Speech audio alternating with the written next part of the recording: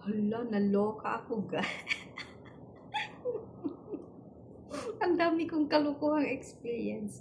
Alam niyo ba, sobra-sobra kong gutom. Kasi ngayon lang pa ako kumain. So, time check now is what? Now is 14:13. So, it means 2 o'clock and 2, 2 and 13. Ayan. Aray ko, paano ba magbasa? Alas 2:13. Okay. So, alas 2:13 ha. Kasi hindi pa ako kumain, so pumunta ako ng grocery, namili. And then, pagdating ko dito, syempre may rice na ako. So, sobrang kong gutom, hindi ko alam kung anong lulutuin ko. Frozen lahat ng food namin. So, ngayon, nagtingin naman ako sa may mga dilata. Ngayon, nakita ko yung, luncheon meat. So, bubuksan ko pa yun, tapos i-slice ko pa, i-dry ko pa, tapos pipitruhin ko pa, matatagalan ako. So, may nakita akong noodles. Ngayon, kinuha ko yung noodles. So, niluto ko na lang. So, naluto na siya, kinain ko na with rice. Tapos, guys, ito nga, ayan, mayroon pa. So, ayan pa. Ang nakakaloka dyan, tapos ko na kumain. Pero, it doesn't matter kung ano siya. Basta, nabusog na ako ngayon. Busog na ako. So, hindi naman nagsakit yung tiyan ko. Alam niyo ba, guys, nang eto na siya, ganito na lang siya pero, yung lasa okay pa naman. Parang wala namang, para sa akin, parang wala siyang walang nagbago. Yun pa rin, syempre maalat naman talaga yung mga noodles. And then, guys, parang something na, kapag nalunok mo na siya, parang may natitira dito na parang may natitira siya. Kilay ko.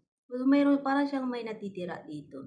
Tapos pag maglunok ka ng laway mo, so parang may mapansin ka. Alam mo guys, kinabahan ako. So, pumunta ako sa dustbin, dyan sa basurahan namin. Kinuha ko yung papel, yung lagayan ng noodles. Tiningnan ko, guys. Expired na siya. Yung noodles expired na siya as in. Oh, wait lang. Yan. Expired na siya, guys. Tapos niluto ko siya sa sobra kong gutom. Ayan, expired na siya. So, expired na siya ng, kasi 2006 tayo, no? So, February, March, April, May, June, July. 5 months na siyang expired. 5 months na siyang expired, guys. Pero, okay naman. Wala namang, hindi naman maano yung tiyan ko. Parang wala lang. So, meaning, okay lang siya, no?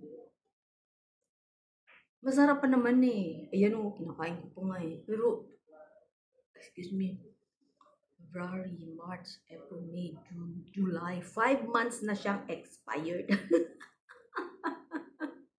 So, sobra kong gutom. Hala, mabilis pa sa alas 4 ang pagluluto ko.